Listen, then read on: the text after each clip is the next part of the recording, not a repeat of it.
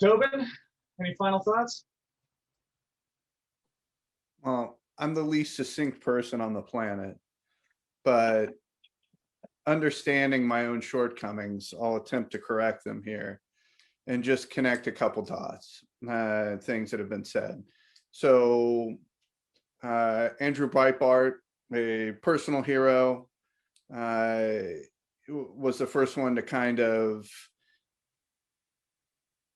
popularize, at least to my knowledge, this idea that politics are downstream of culture and you have to approach issues from that point. We've already mentioned that here tonight. Given that, I want to try and answer the question. So it was this correlation of when did these laws come about? What was it? Was it demographics? And I'm going to throw a couple things out to you. I'm going to then make a quick statement regarding these laws that I think is tied to culture, and then close it out. So up through the 80s, let's think about presidents, right? You would be hard pressed to find, let's go back, Kennedy, Carter, Reagan, H.W. Bush. What did these presidents all have in common? They all served in the military, except for Carter, World War II, but Carter's a dirty squid. I will remind you, he's the only dirty squid president we've ever had. We've had two graduates of West Point who were both mighty fine in comparison to Mr. Carter. So that's specifically for Lucas there, more or less. But I gave you the Christian flip off. Okay, well, he's even wearing his Navy hat today. Yeah. That's how Jesus flipped people off, was because it's not this one, it's this one. This is the Satan. This is you still got that middle one in there though, right?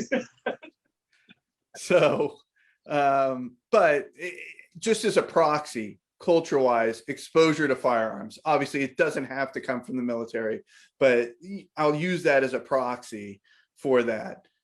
Throughout that time period, the people in power, the politicians, especially at a federal level, had all had this exposure. So they didn't have this inculcated fear.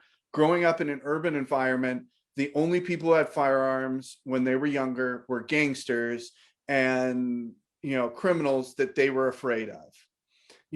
And also I will say, based on that urban environment, who did have firearms and see them in a positive light?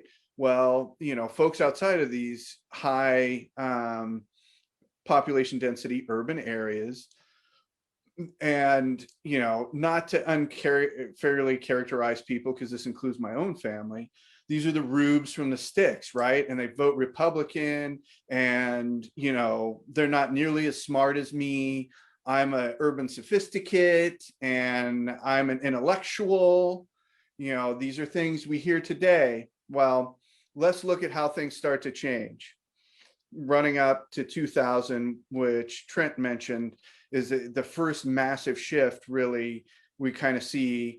There's fits and spurts, and everybody's going to argue, gun control, they just wanted to keep black people down because Reagan was governor and he's a Nazi and he's a racist. And when the Black Panthers came into the Capitol, he quickly implemented gun control. Well, it's all because Republicans are authoritarian, and you'll hear this argument. I promise you will hear it. I've had to endure it several times. It's a blip. The legislation was bipartisan. Yes, Reagan was governor. Yes, he passed it. When legislation is heavily bipartisan, what governor doesn't pass it? I mean, there's a million things you could say, but let's let that go. Back to the culture. Clinton, W, barely, military service, sure. Yeah, both days or whatever it was in the Air Guard. Then Obama, no military service. I'm going to use that as a proxy for exposure to firearms. Not nearly as much with a lot of those presidents. W more than anybody else, but The point is that the trend's going the other way with less and less exposure. These are the politicians that are coming through the system that have had less exposure, which goes back to, look, if there's anybody that's rabidly anti-gun, just ignore them. Just keep moving. When you find somebody on the fence, take them shooting. We've said that it's a cultural thing. That's how we'll win. I agree with all that. But to answer the question, there's something else that with these politicians, Clinton, I'm going to take specifically because that's in your run up to 2000. There's a lot of things that they did to signal how virtuous they were. And if you look at the assault weapons ban, it's the first time that they passed legislation that they were able to make a statute that essentially codified the virtue of fear.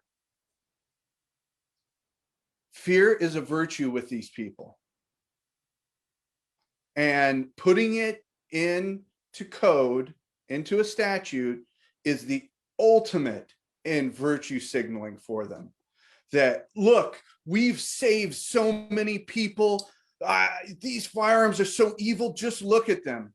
Yeah, look at the statistics. Far more people get killed by hammers than do with any type of rifle, of which these rifles, which you are so afraid of, are actually a subcategory. As we've said, Right. That was a great quote in the assault weapon ban. The Benitez ruling, he had great quotes in there. The news just totally ignored all of them. The statistics that he had about knife deaths versus rifle deaths, they just focused on the first sentence, which is the Swiss Army one. I don't think they even understood that one. To your point, right? I've never seen one. What's that? Oh, they've never seen one. Yeah, I mean, only on the news, maybe, only in picture. They've definitely never held one, never seen one in person, for sure. So I think we have to understand that this is a cultural shift to where now, if you're afraid of something, because, you know, it started in my everyday life. I was a young lieutenant in a 3 shop in Germany, and the 3 said, perception is reality.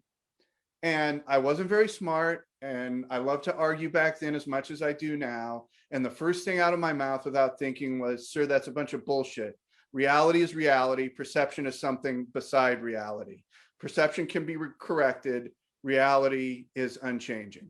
And, you know, I obviously got in trouble for being an asshole, but I was right. And, you know, it started with that. Perception is reality. No, it's not. It's perception. It can be incorrect. Reality is fact. Perception can be fallacious. So, you know, it went from there to where these things that went into a realm of what I believe, my truth, your truth, her truth, his truth, this garbage became prevalent. And you have to understand that that's a change in the culture. You have to understand that this is what politicians run on now. You know, it's, oh, well, I did that because I'm very passionate about it. Oh, so you did absolutely the wrong thing. You ran out on a tangent, but you're going to turn it into a virtue because you say you care. And that's why you did it. I did absolutely the wrong thing and I went way too far, but it's because I care. Well, again, it's this thing, and it's in the culture that if my intentions are pure, no matter what my actions turn out to be, it's okay because I care. I'm passionate. So this is now, if I'm passionate, I'm going to get a statute passed, no matter how bad it is. And quite frankly, I've talked about this with a bunch of people. I want to see every statute with an express purpose and a sunset date if it doesn't achieve that purpose. Because a lot of these things are now garbage virtue signaling, and especially gun control. They don't achieve any end. I mean, now they just outright lie, right? You see Newsom straight up lie in his news conference that, oh, well, our gun control does reduce our murder rate. It's had no effect. None. And even the Obama Department of Justice said so about the federal assault weapons ban. It had no perceptible effect. But they'll just lie now, double down, because it doesn't matter, because truth, objectivity doesn't matter as part of the culture. And what it's now become and changed kind of incrementally over time is you can lie, and as long as that lie makes your base, certain people, feel good, then they will support you. Reality no longer matters. And that's where we are. Do not read Crossing the Rubicon. Do not read, oh man, I can't remember. Do not read about the end of the Roman Republic, because you will live in continuous despair. The parallels are frightening. We're there, circling the toilet bowl, just like they did. You know, history does repeat itself. And, you know, this is one of the issues. If you can't protect yourself from the state will come for you at some point. So, you know, that's how I see it. Now, what is the one hope of saving it? I agree with exactly what everybody said. You have to become a missionary. You have to raise that familiarity that we used to have, especially in urban environments now. You have to help people to understand the value of human life. And I think there's two aspects to that. First of all, the aspect that your life matters and you can defend it effectively. And today that means defending it with a firearm. The other one means just because you possess a firearm does not mean that you can use force, and especially deadly force, with that firearm wherever you feel like it. That human life is sacred, and we need to remember that. And again, that's something that has changed with the culture. You could say, people don't go, you know, to church nearly as much as they did. Okay, that's definitely a big factor. But people just don't talk about that. That they'll say, oh, you know, I hate this guy, he's worthless, you know, I wish he was dead, you know, just simple things like that. Those words make thoughts continuous and concrete, and they inculcate a mindset that allows for this type of cultural deterioration where we no longer hold human life sacred. And, you know, until kind of those things turn around, and when I say those things, I'm specifically referring to familiarity with firearms. So it's no longer a feared object. And Sure. Now I can, you know, fear porn about it, and I can virtue signal through statutes.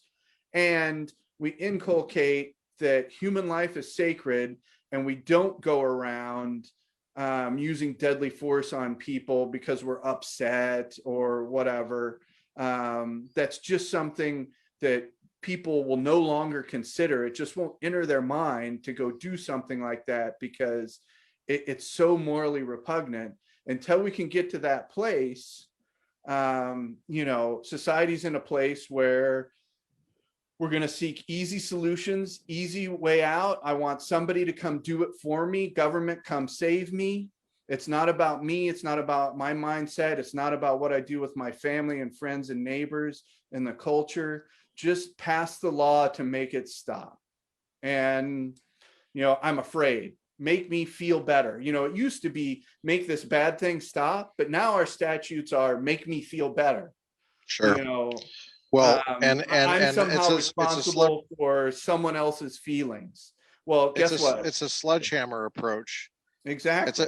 And you know, I know we're supposed to be laser focused, but without someone doing something about it, it's not going to get any better.